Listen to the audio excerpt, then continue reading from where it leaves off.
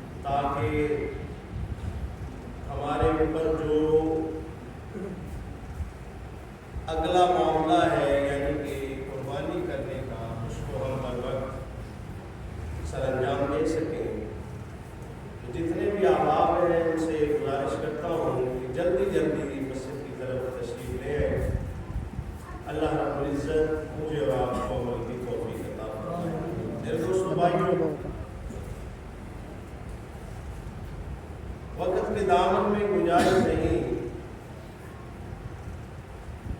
آپ کی محبتوں کو دیکھتے ہوئے دو چار معروضات پیش کرنے کی کوشش کروں گا.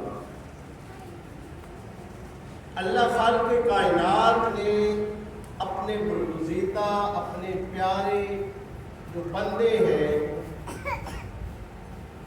ان کی جو کام سر انجام دیے ہوئے ہیں ان کو اللہ نے اپنی نشانیاں بیان فرمائی. اب دیکھیے کہ جو بندہ رب کی رضا کے لیے اس مالک حقیقی کو منانے کے لیے اس مالک حقیقی کو خوش کرنے کے لیے رب کی رضا میں راضی ہو جاتا ہے پھر اللہ رب العزت ان کے چلنے کو بھی اپنی نشانی ہوتا ہے.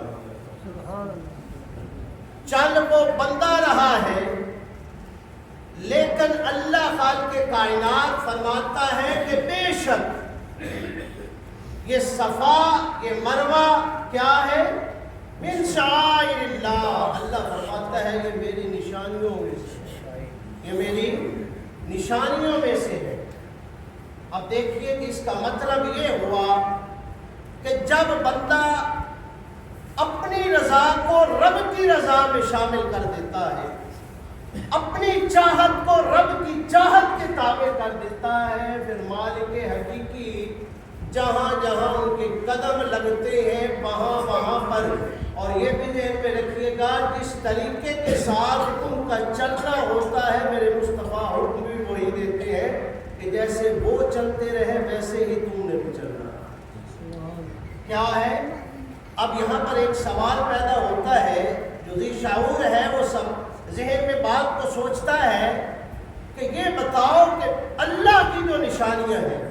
اب دیکھیے کہ اللہ خالق کائنات نے دمبا جو حضرت ابراہیم علیہ السلام نے ذبح کیا، اس دمبے کو بھی اللہ خالق کائنات نے اپنی نشانیوں میں سے قرار دیا، یہ بھی میری نشانی ہے۔ اب دیکھیے میرے دوستوں بھائیوں، جب بندہ رب کو راضی کرنے کے لیے، منانے کے لیے اپنے رب کی بارگاہ میں، یہ حدیث قدسی بھی ہے کہ بندے ایک تیری چاہت ہے، ایک میری چاہت ہے، ہوگا کیا؟ میرا رب فرماتا ہے ہوگا وہی جو میں چاہوں گا، لیکن اگر تو اپنی چاہت کو میری چاہت کے تابع کر دے، اپنی خوشی کو میری خوشی کے تابع کر دے، تو میں رب رحمان ہو کر اعلان کرتا ہوں جو تو چاہے گا تجھے وہ بھی عطا کر دوں۔ اور اگر تو اسی چاہت کے پیچھے پڑا رہا جو تیری چاہت ہے، رب کی چاہت سے الگ وہ چاہت ہے، تو میرا رب فرماتا ہے کہ پوری زندگی تو اس کے پیچھے مارا مارا پھرتا رہے، لیکن پوری کبھی بھی نہیں ہوگی۔ اب دیکھیے میرے دوستوں بھائیو، اللہ کے خلیل نے رب کی بارگاہ میں جو قربانی پیش کی، رب کی بارگاہ میں، اب دیکھیے میں نے کہا کہ اللہ ان چیزوں کو اپنی نشانیاں، اپنے شعائر میں جو ہے وہ قرار دیتا ہے۔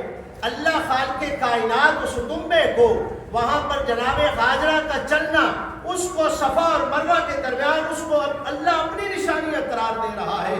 وہاں پر جناب مینا اور مزدلفہ کو دیکھ لیجئے، جہاں پر بھی رب کی بارگاہ میں بندے چل پھر رہے ہیں۔ اب دیکھیے میرے دوستو بھائیوں، ان دنوں کی کتنی قدر و قیمت ہے، ان دنوں کی کتنی قدر و منزلت ہے۔ اب دیکھیے حضرت عبداللہ ابن مبارک جو ہے وہ حضرت سفیان ثوری کے پاس آتے ہیں، شام کا وقت ہے، آپ دو زانو تشریف فرما ہے اور گھٹنوں کے بل تشریف فرما ہے، آنکھوں سے آنسو جاری ہے۔ حضرت عبداللہ ابن مبارک سوال کرتے ہیں کہ آپ پریشان کیوں ہیں؟ اور میرا اگلا جو سوال ہے، مجھے اس سوال کا جواب دیجئے کہ بد نصیب کون ہے؟ کیا بد نصیب کون ہے؟ حضرت عبداللہ ابن مبارک نے سوال کیا، حضرت سفیان ثوری فرماتے ہیں کہ جو آج بھی، یعنی کہ ان دنوں کی بات کر رہا ہوں، 9-10 ذی الحجہ کی بات کر رہا ہوں، فرمایا کہ جو آج بھی یہ گمان کر کے بیٹھ جائے کہ مجھے اللہ معاف نہیں کرے گا، وہ بندہ بد نصیب ہے۔ اب دیکھیے وہ ہے کیا؟ اللہ کے جو برگزیدہ بندے ہیں، جنہوں نے رب کی بارگاہ میں خود کو پیش کر دیا، اب ان کے صدقہ سے اللہ خالق کائنات وہاں پر جانے والوں کی بخشش اور مغفرت کا بھی اعلان کرتا ہے۔ دیکھیے میرے دوستو بھائی، جناب ابراہیم علیہ السلام نے جب رب کی بارگاہ میں اپنی وفاؤں کو پیش کیا، تو اب دیکھیے کہ اس عمر میں بھی اب وہاں پر نہ طبیب، نہ حکیم، نہ ڈاکٹر کوئی کام نہیں کر سکتا، نہ کسی کی کوئی دوائی پکی، نہ بوڑی کام کر سکتی ہے۔ جب بندہ ایک چیز کے قابل ہی نہیں رہتا، اب ایک بندے کے پاس پاؤں نہیں، وہ چلنے کے قابل ہی نہیں ہے، تو اس کو کوئی حکیم پکی دے دے کہ تو چلنا شروع کر دے گا، امپاسبل نہیں ہے، ممکن نہیں ہے۔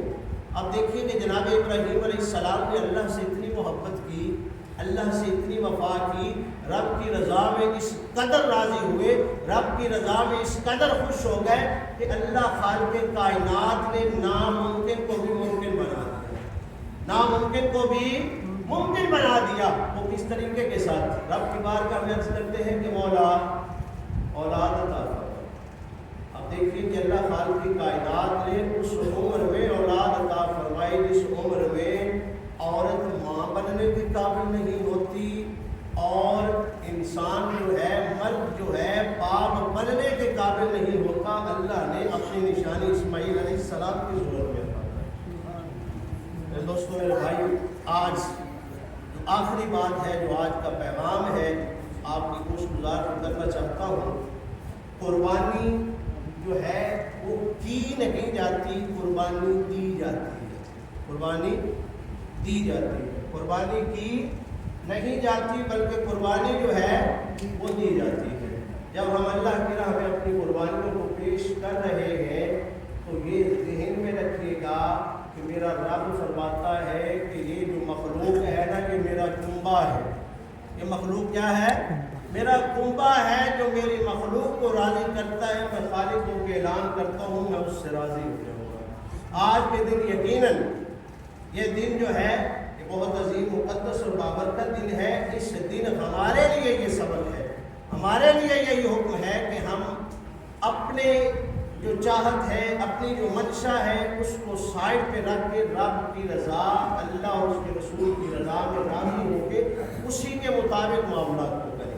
یعنی کہ آج کے دن جو ہمارے غرباء ہیں, مساکین ہیں, ہمارے جو احباب قربانی نہیں کر پا رہے, ان کو لازمی یاد رکھیں, ان کو اس طریقے کے ساتھ یاد رکھیں, کوشش تو کریں کہ ان کے گھروں میں پہنچائیں. اگر گھروں میں نہیں پہنچا سکتے تو جو گھر پہ آ جائے ان کو تو ضرور دیں. باقی جو معاملات ہیں, جو مسائل ہیں, ان سب کو آپ جانتے ہیں. اور دعا کریں کہ اللہ خالق کی کائنات ہم سب کا ملنا, مل بیٹھنا اپنی بارگاہ میں قبول فرمائے. مالک حقیقی آج ہمیں سنت ابراہیمی کو صحیح معنوں میں ادا کرنے کی توفیق عطا فرمائے, اور جس طریقے کے ساتھ ہم جانوروں کی گردنوں پہ چھری کو چلائیں گے, ذبح کریں گے, اسی طریقے کے ساتھ آج حسد, نفرت, کدورت, یہ کینہ, بغض, عناد, تکبر, وڈیائی, غرور, ان ساری چیزوں کے اوپر بھی ہمیں چھری چلانے کی توفیق نصیب فرمائے. آمین ثم آمین. وآخر دعوانا